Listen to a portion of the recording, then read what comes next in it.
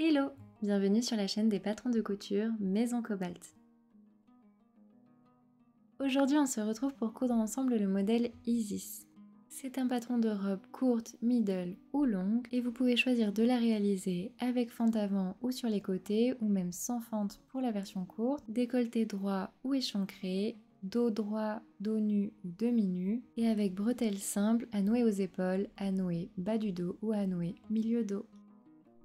On passe maintenant aux fournitures nécessaires pour cette robe et on commence avec le tissu principal. Donc ici on commence avec la jolie viscose Carlette de chez Liz Taylor. Ce sont des tissus qui sont made in France et la qualité est incroyable. Je trouve les couleurs sublimes et j'ai vraiment adoré le coudre.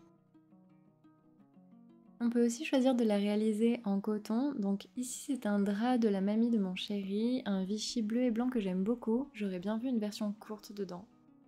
J'ai réalisé une de mes versions Isis dans ce crêpe que j'adore, vraiment le tombé est super beau et du coup ça me donne envie de faire plein d'autres versions dans ces matières là comme les tissus qu'on peut retrouver chez la Maison Naïve par exemple. Celui-ci vient de chez Mondial Tissu, c'est une sorte de nid d'abeille polyester, je saurais pas trop comment le décrire et il a un tout petit peu d'élasticité dedans donc ça le rend super confortable. Habituellement j'aime pas trop le polyester mais celui-ci est vraiment top. Et enfin ce jersey lingerie que j'ai adoré coudre également qui vient de chez Mondial Tissu, très confortable, j'ai réalisé deux versions dedans, une middle et une courte. Vous pouvez également choisir de doubler votre robe, donc ici c'est une viscose qui vient de chez Liz Taylor et pareil je la trouve incroyablement douce. Je l'ai utilisée dans une de mes versions prototypes, c'est une petite robe blanche courte en coton que j'ai doublée avec cette viscose. Tu auras ensuite besoin d'élastique, la largeur peut dépendre de la version que tu as choisie. Pour une version non doublée c'est un élastique d'une largeur de 4 mm qu'il te faudra et pour une version doublée tu peux aller jusqu'à 8 mm. Et donc on finit avec la petite particularité, le biais cavalier. Tu pourras finir tout le haut de ta robe plus les bretelles avec. C'est une finition propre et facile à réaliser et tu peux la retrouver à la toute fin du tutoriel. Et pour finir, du fil, ici ce sont des cônes mais tu peux choisir le fil que tu souhaites. On commence par réaliser les bretelles pour toutes les versions. À la seule différence que pour la version doublée, on pourra coudre la bretelle tout le long, alors que pour celle-ci, je vais laisser un petit espace de 4 ou 5 cm à la fin. Donc j'épingle tout le long, ici c'est pour des bretelles à nouer bas du dos, donc j'ai 4 pièces, mais ce sont les mêmes étapes pour toutes les bretelles. Je laisse le petit espace de 4-5 cm à la fin de mes deux bretelles avant, donc comme je monte sur la vidéo en ce moment. Et tu peux ensuite venir assembler tout le long. Comme moi, tu peux assembler au point droit, mais tu peux aussi assembler à la surjeteuse ou au point zigzag par exemple pour les versions en jersey.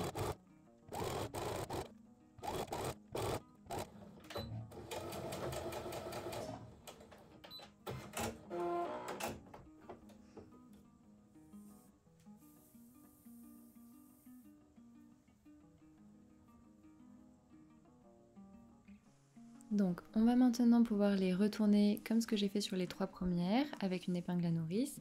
Mais avant, j'ai réalisé ma piqûre un petit peu plus loin du bord car je souhaitais une bretelle un tout petit peu moins large. Je vais donc venir à l'aide de mon ciseau découper le surplus tout le long.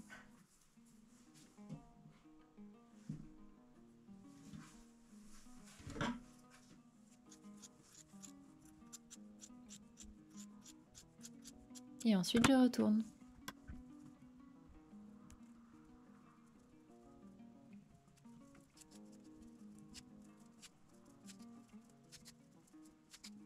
Tu peux ensuite venir repasser et je te conseille de faire glisser la couture légèrement vers l'arrière de la bretelle, comme ça elle ne sera pas visible sur l'endroit.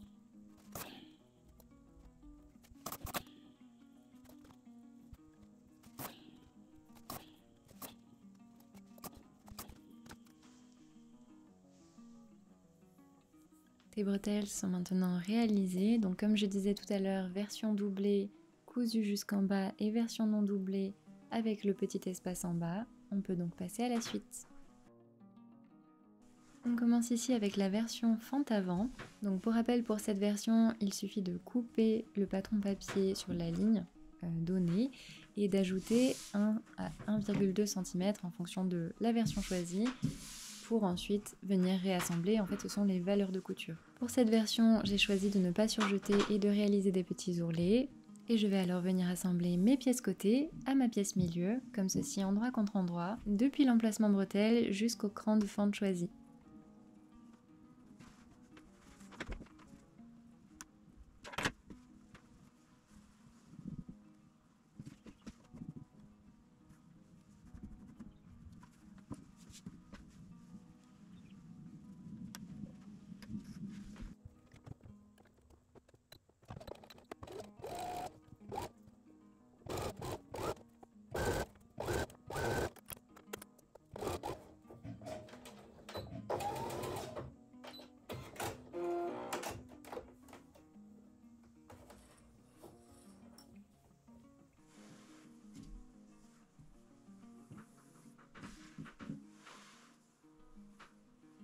Ensuite, je repasse bien pour ouvrir mes coutures.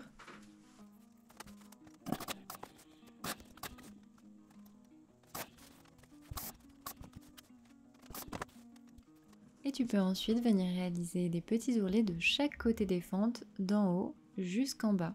Donc ces petits ourlets font environ 3-4 mm.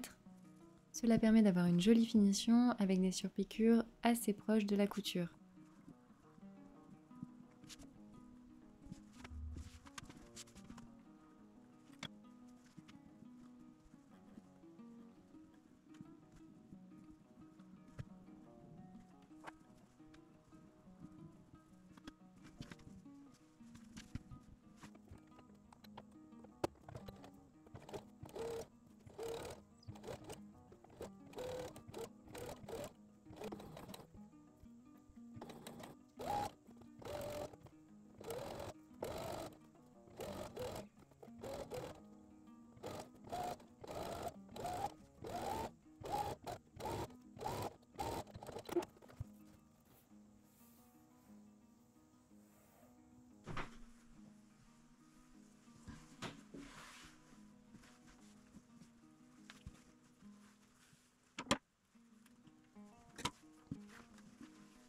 Ensuite, on vient réaliser une petite surpiqûre horizontale comme ceci. Elle va servir à maintenir et éviter que la couture s'ouvre ou se déchire.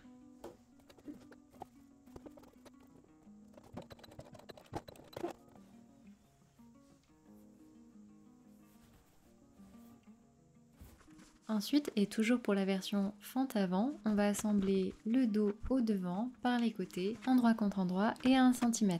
On pique donc au point droit, puis on surjette.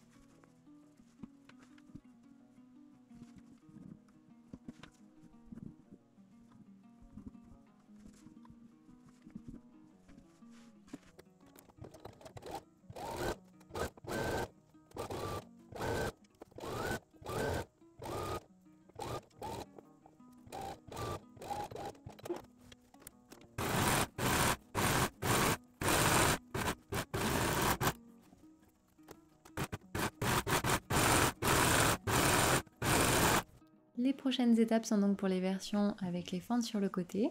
C'est un tissu dans lequel il y a un petit peu d'élasticité et je dois dire que c'est vraiment très confortable au porter. Et donc vu que cette version est pour les fentes côté, nous n'avons pas de découpe sur l'avant et donc on va commencer par venir surjeter chaque côté devant et dos parce que pour cette version là j'ai choisi de vous montrer la finition surjet. Cela permet de ne pas avoir de piqûres à faire tout le long de la découpe mais seulement autour des fentes.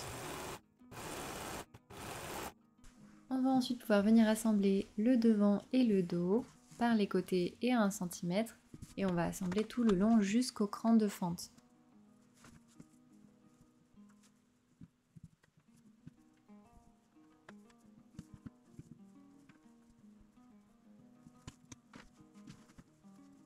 J'ai voulu personnaliser la hauteur de ma fente, donc j'ai calculé la mesure qui m'intéressait et je l'ai reportée à l'aide de ma règle de chaque côté. Et je pique donc au point droit jusqu'au cran.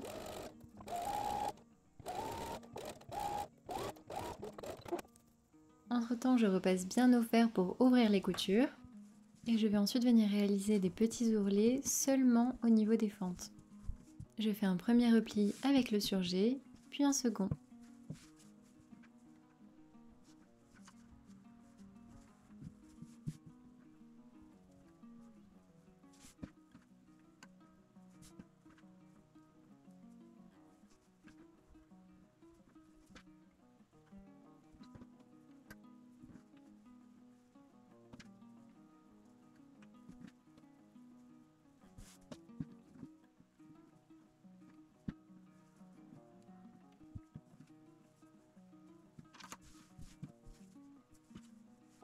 Ensuite, je viens piquer au point droit tout le long de ma fente en commençant par un côté comme ceci.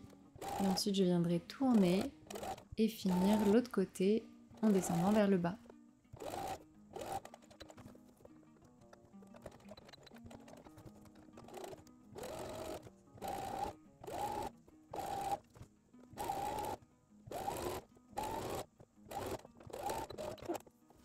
Comme pour la version avec les fentes avant, je viens ensuite réaliser un petit point horizontal en haut de la fente pour pouvoir maintenir et éviter que cela se déchire. Si tu veux regarder cette étape, n'hésite pas à regarder celle de la fente avant.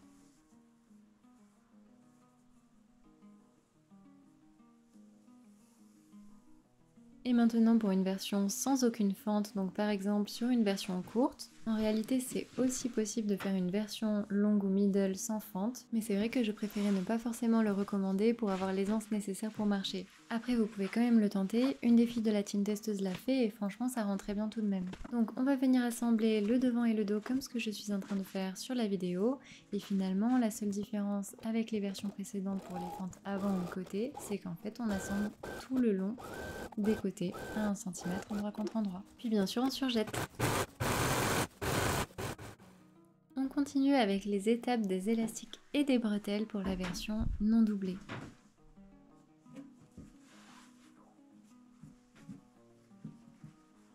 Donc comme il est dit dans la notice, tu as plusieurs possibilités pour les élastiques. Tu peux en mettre au niveau du décolleté, sur les côtés et tout le tour. Tu peux tout faire ou ne faire que ce que tu souhaites.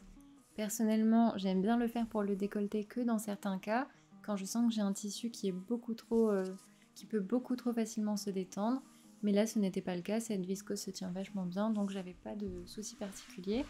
Pour les côtés, je le recommande très fortement, sinon ça peut bâiller, ce n'est vraiment pas esthétique.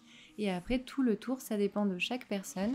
C'est en fonction de si on préfère une robe très près du corps, ou enfin en tout cas un tour de haut de robe très près du corps qui maintient bien, ou quelque chose d'un peu plus lâche, et je préfère la version plus lâche, donc je fais seulement sur les côtés.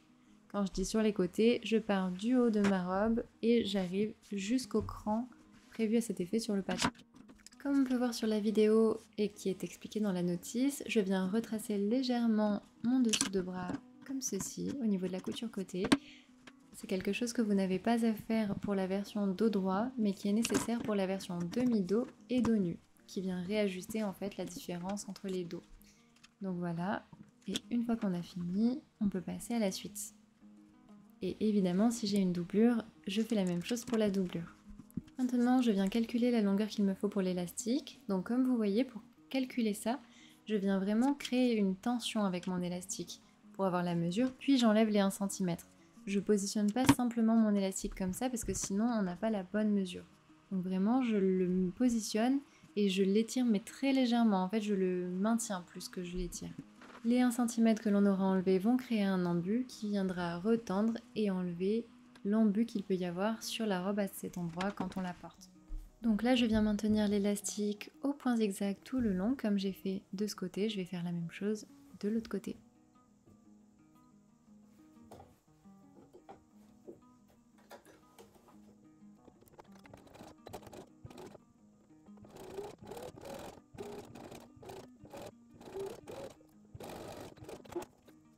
Une fois que tes élastiques sont positionnés à tous les endroits que tu souhaites, tu peux réaliser les petits ourlets au niveau du décolleté et de tout le tour. Donc ici je commence avec le décolleté, je réalise un ourlet de 5 mm tout le long. Et si j'avais un élastique, j'aurais simplement réalisé l'ourlet avec l'élastique.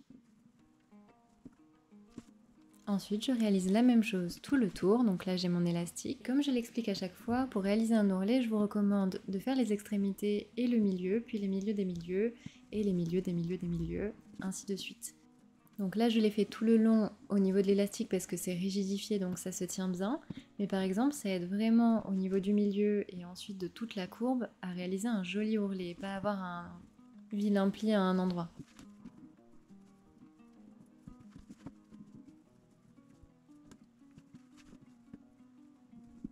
Et ensuite, je viens réaliser un point droit tout le long à 5 mm. Vous pouvez aussi, par exemple, sur une version jersey, réaliser un petit point zigzag.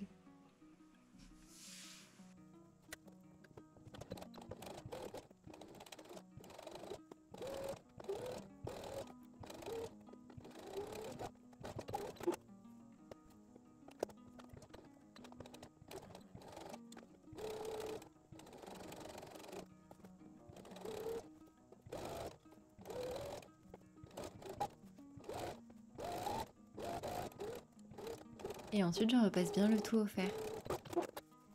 On va maintenant s'occuper de la deuxième partie de la version non doublée, c'est-à-dire les bretelles. Donc comme je l'explique dans la notice, je vous montre une autre version ici. C'est souvent le cas dans la vidéo, j'arrive à montrer plus de choses que dans la notice, donc j'explique d'autres versions, parfois un peu mieux, un peu plus poussées.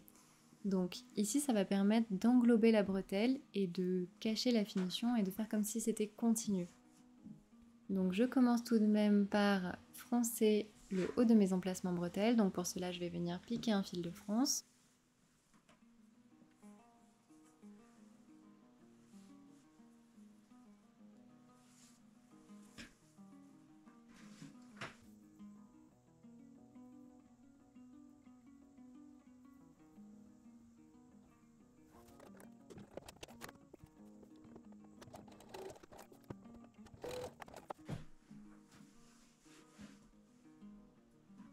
Et je vais ensuite venir froncer le haut de mes bretelles en tirant sur les deux fils du devant en même temps. Pas un fil du dos, un fil du devant, sinon ça va arrêter la fronce, mais bien les deux du devant et je vais venir les tirer vers le haut. Vous avez aussi la possibilité de venir plier vous-même la bretelle plutôt que de la froncer. Je l'ai fait sur certaines versions, c'est aussi très joli.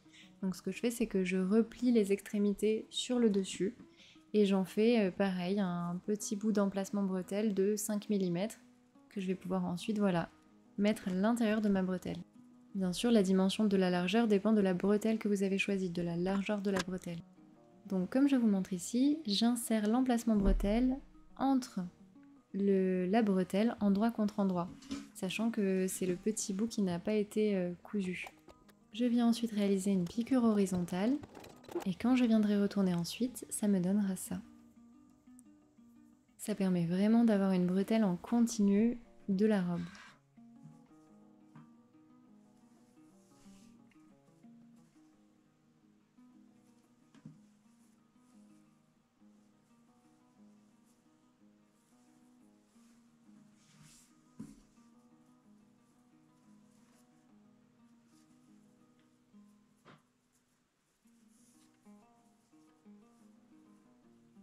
Personnellement, j'ai préféré dégarnir le haut de mon emplacement bretelle avec mes ciseaux.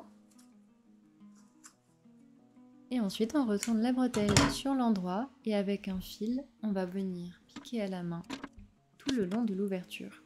Parfois, il est un peu difficile de rentrer les valeurs de couture à l'intérieur, donc ce que je fais, c'est que je pousse avec mon ciseau. Et comme ça me permet de bien tout rentrer correctement. Et ensuite, je viens piquer à la main. Pour cela, je réalise des premiers points à la main sur environ 1 cm qui prennent les deux parties du tissu de chaque côté, c'est-à-dire avec le repli. Et ensuite, sur le reste des centimètres, je viendrai réaliser un point qui fait un peu comme un serpent et qui vient juste prendre la partie du repli. Comme ça, ce sera totalement invisible.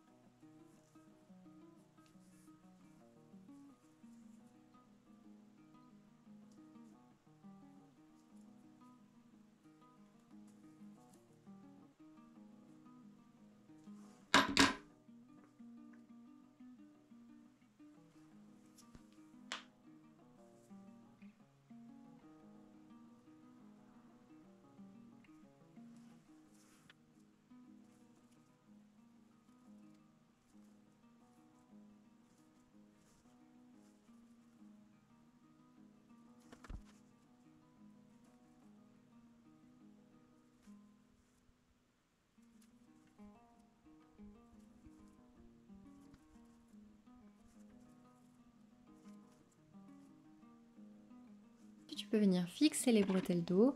Donc pour cela, choisis l'emplacement qui te convient. Donc moi, c'est des bretelles en deux parties, mais tu as aussi une bretelle en une seule partie si c'est les bretelles simples. Donc l'emplacement qui me convient à moi, c'est à 12 cm des coutures côté, mais tu peux faire en fonction de ta bretelle de soutien-gorge par exemple. Ensuite, je réalise un petit repli en bas de ma bretelle et je viens l'assembler contre mon dos. Vous pouvez aussi choisir de coincer votre bretelle dans l'ourlet précédent, c'est ce qu'a choisi de faire Clotilde de Jardin sur Instagram et c'est très joli et très propre comme finition. Donc maintenant on va voir la version doublée de la robe Isis avec l'assemblage, les élastiques et les bretelles. Donc pour commencer, cette robe est la version avec les fentes avant, donc j'ai déjà fait mes fentes avant vu qu'on a déjà vu cette étape. J'ai choisi avec les petits ourlets. Donc voilà. Et j'ai préassemblé le devant et le dos de la partie tissu. Au point droit puis au surjet, comme on a vu précédemment, en fonction de si on a choisi les fentes côté ou les fentes avant. Et donc pour cette étape, on va venir assembler la doublure, pareil, endroit contre endroit, le devant et le dos par les côtés à 1 cm. Et ensuite on pourra surjeter.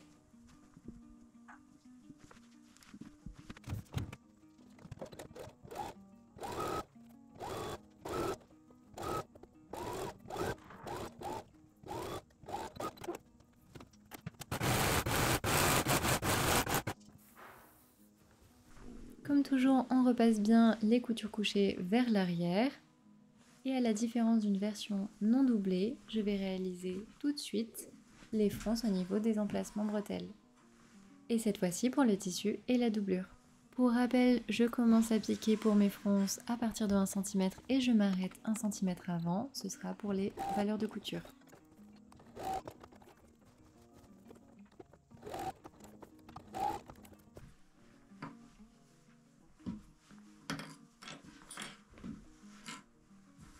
Pour obtenir la même chose que sur le côté gauche, je vais venir tirer les 2 fils de l'avant et pas un fil d'eau et un fil devant, sinon ça bloque la fronce, vers le haut comme ceci. Ça va venir bien froncer le haut de la bretelle. Je fais la même chose pour le tissu et pour la doublure. Et je viens ensuite positionner mes bretelles en les centrant bien au niveau de l'emplacement. Et bien sûr, je laisse dépasser 1 cm de chaque côté à partir de 1 cm du haut de l'emplacement. Parce que c'est comme ça que je vais venir piquer. Je vais piquer à 1 cm tout le long, à 1 cm du haut de l'emplacement, puis à 1 cm tout le long. Donc avant tout, je réalise une petite piqûre horizontale pour bien les maintenir.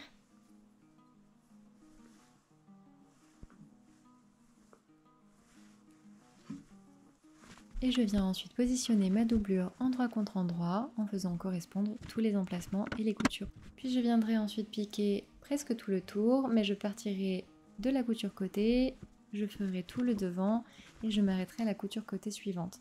Je ne vais pas piquer le dos car je vais ensuite insérer les bretelles.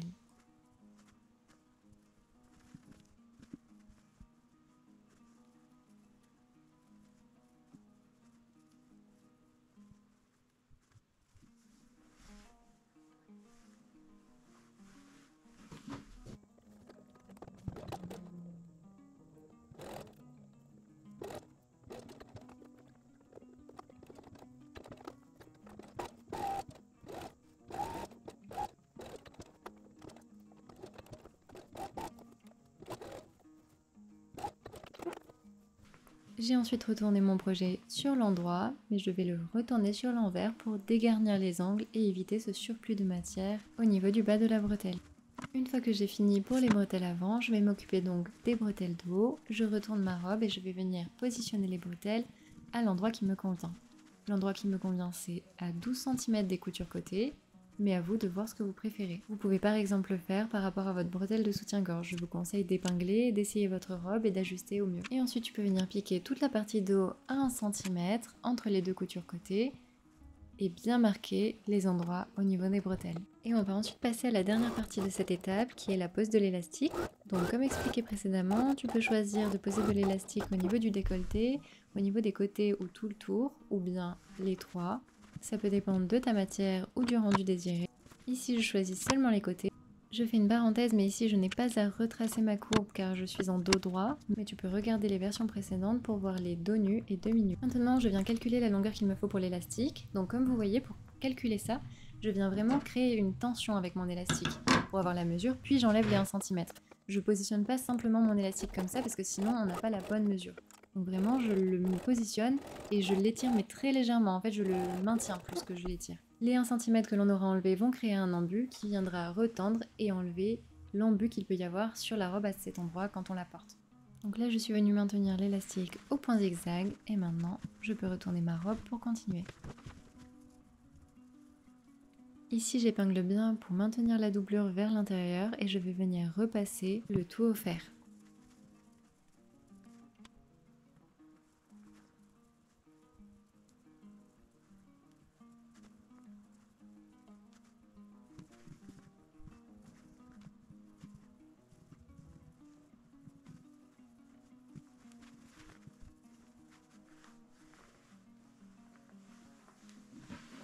Après le repassage, je peux choisir de réaliser une petite surpiqûre à 5 mm du bord de tout le haut de ma robe.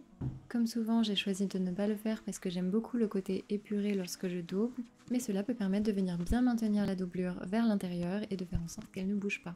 On peut ensuite venir réaliser les ourlets de la doublure. Donc ici, j'ai choisi de réaliser un ourlet de 1,5 cm avec un premier repli de 1 cm et un second de 1,5 cm.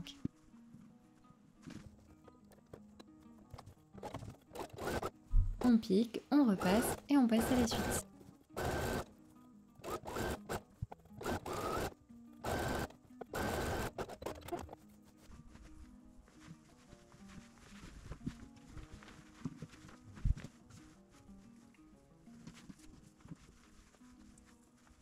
Donc on continue pour toutes les versions avec les finitions bretelles et les ourlets. Donc si tu as choisi de faire des bretelles autres que simples, cela te concerne, tu peux venir créer un petit ourlet comme ceci. Et ensuite tu pourras réaliser un petit point à la machine pour maintenir, ou à la main si tu préfères.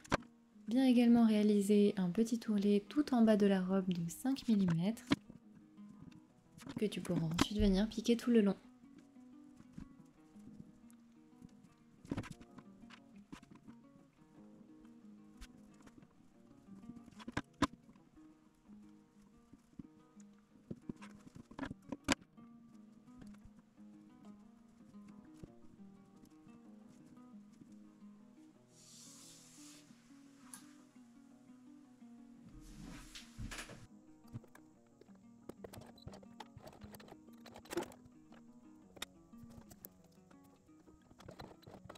Le petit plus qui n'est pas expliqué dans la notice, c'est que tu as la possibilité de réaliser les bretelles et tout le haut du tour de robe en biais cavalier. Et c'est d'ailleurs la même chose pour les deux maillots de bain Isae et Isor dont je parle, et même pour d'autres modèles si tu le souhaites. Donc cette finition va permettre de faire tout le tour de façon très propre. Mais donc pour cela, vu qu'il n'y aura pas d'ourlet et que je vais venir directement superposer le biais, il faut que j'enlève les 1 cm au niveau du décolleté et au niveau de tout le tour. Donc pour le côté, je viens d'abord recouper, vous savez, la petite pointe qui peut gêner pour les dos demi-nus et nus. Et ensuite, je recoupe les 1 cm comme ceci. Ensuite, je vais venir d'abord le positionner au niveau du décolleté. Ici, je ne crée pas de tension comme pour mes versions précédentes, mais si tu as besoin, enlève 1 cm, comme ce que je montrais précédemment pour les élastiques côté. Tu pourras ensuite venir assembler tout le long, au point droit ou point zigzag. Mon tissu ayant un petit peu d'élasticité, j'ai choisi le point zigzag, mais les deux sont possibles.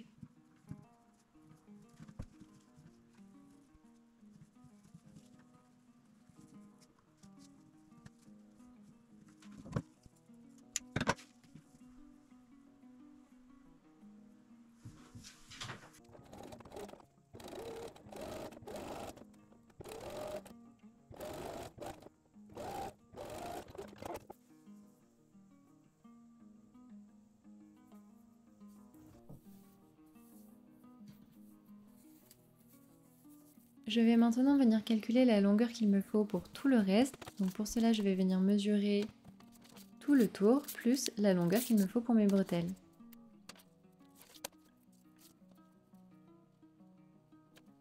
Je le reporte ensuite sur le biais cavalier pour le couper.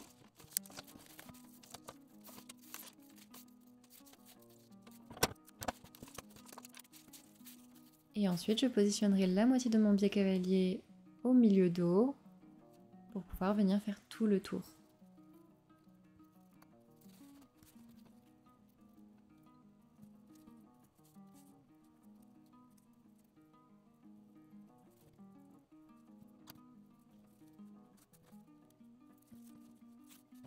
Je commence alors à venir piquer tout en haut, comme ça va fermer la partie bretelle. Et je continue tout le tour en passant par le côté, puis par le dos. En fait, je suis vraiment venue emprisonner au niveau du décolleté et l'emplacement bretelle. Vous ne l'avez peut-être pas vu, mais j'ai bien froncé au niveau de l'emplacement bretelle, comme j'ai fait précédemment pour la version élastiquée.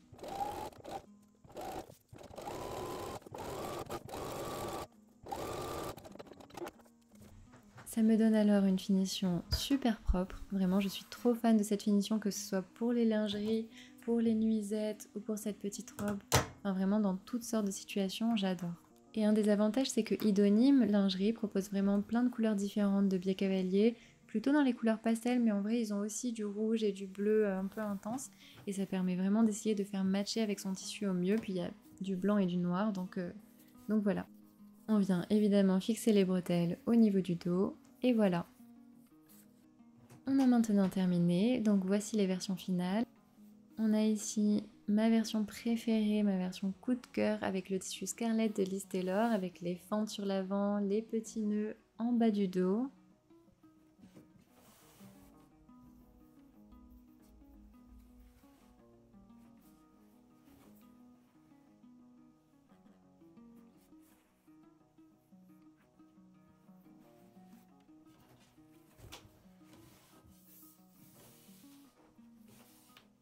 Une seconde version presque similaire que j'ai réalisée aussi dans une viscose pour ma belle maman.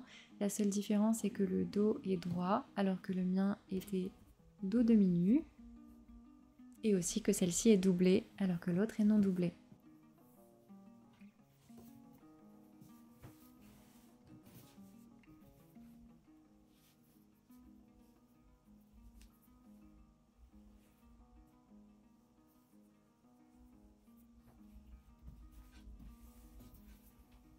Une troisième qui est aussi une de mes versions coup de cœur, c'est la petite courte en denim avec l'encolure droite devant, son dos nu plongeant et je l'ai laissée totalement lâche, vraiment elle est super agréable à porter, je l'adore.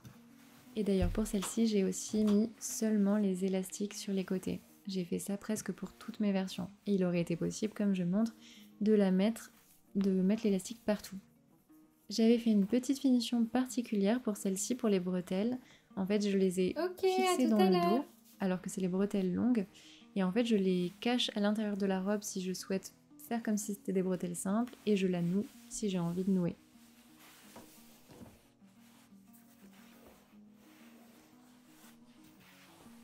Ça, c'est une quatrième version que j'avais réalisée en tant que prototype dans le crêpe dont je vous parlais au tout début. Donc je vous la montre quand même. Mais c'est donc la même version que dans le Scarlett de Liz Taylor, seulement j'avais fait un dos droit pour celle-ci. J'ai aussi réalisé d'autres versions, dont deux dans le jersey lingerie noire de Mondial Tissu. Elles sont super confortables. Une blanche dans un coton en version courte, un peu comme la denim. Et j'essaierai de tout vous montrer, mais du coup voilà, la dernière de ce tutoriel, c'est celle-ci, sur laquelle j'ai réalisé la fameuse finition biais cavalier que j'adore. Donc voilà, elle est demi-dos nu, enfin dos demi-nu, les bretelles simples en cavalier et avec des fentes de côté. Et d'ailleurs, mes fentes, je les ai faites partir vraiment hautes. J'aime beaucoup l'idée, même pour porter sur la plage avec un maillot de bain. C'est très sensuel, je trouve ça très joli. Donc voilà, ta robe Easy c'est maintenant totalement terminé. Et si cette vidéo t'a plu, tu peux t'abonner, liker ou commenter. Et on se retrouve bientôt pour un prochain tuto.